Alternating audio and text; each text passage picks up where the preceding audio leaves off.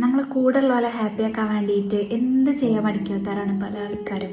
പക്ഷെ അവിടെ പറ്റുന്നൊരു മിസ്റ്റേക്ക് എന്താ അറിയോ, കൂടെ ഉള്ളവരെ ഹാപ്പിയാക്കാൻ വേണ്ടിയിട്ട് നിങ്ങളെ ഹാപ്പിനെസ് നഷ്ടപ്പെടുത്തുക എന്നുള്ളൊരു കാര്യമാണ്.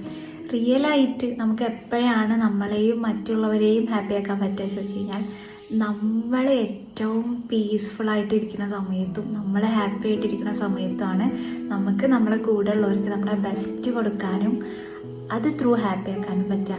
അല്ലാതെ നമ്മൾ ഉരുകിത്തീർന്നിട്ട് കൊടുക്കുന്ന ഹാപ്പിനെസ് ഇല്ലേ, അത് യഥാർത്ഥത്തിൽ ഹാപ്പിനെസ് അല്ല. കുറച്ച് കാലം കഴിഞ്ഞ് കഴിഞ്ഞാൽ ഞങ്ങൾ ഡ്രെയിനായിട്ട് പോകുന്നത് നിങ്ങൾക്ക് തന്നെ ഫീൽ ചെയ്യാൻ വേണ്ടി പറ്റും. സോ നമ്മൾ ഏറ്റവും ബെസ്റ്റായിട്ട് മാറുക, എന്നിട്ട് നമ്മൾ ഹാപ്പി ആവുക. അപ്പോൾ എന്ത് ചെയ്യും, ചുറ്റിലുള്ളവർക്കും ഒരു ഹാപ്പിനെസ് ഓട്ടോമാറ്റിക്കലി സ്പ്രെഡായിട്ട് മാറും എന്നുള്ളതാണ്. ഐ തിങ്ക് ഇതൊക്കെയാണ് നമുക്ക് നമ്മുടെ ലൈഫിനെ കൊണ്ടിട്ടും നമ്മൾ ബെസ്റ്റായിട്ട് മാറുന്നതിനെ കൊണ്ടിട്ടും നമ്മുടെ ചുറ്റിലുള്ളവർക്കും കൊടുക്കാൻ വേണ്ടി പറ്റുന്ന ഒരു കാര്യം.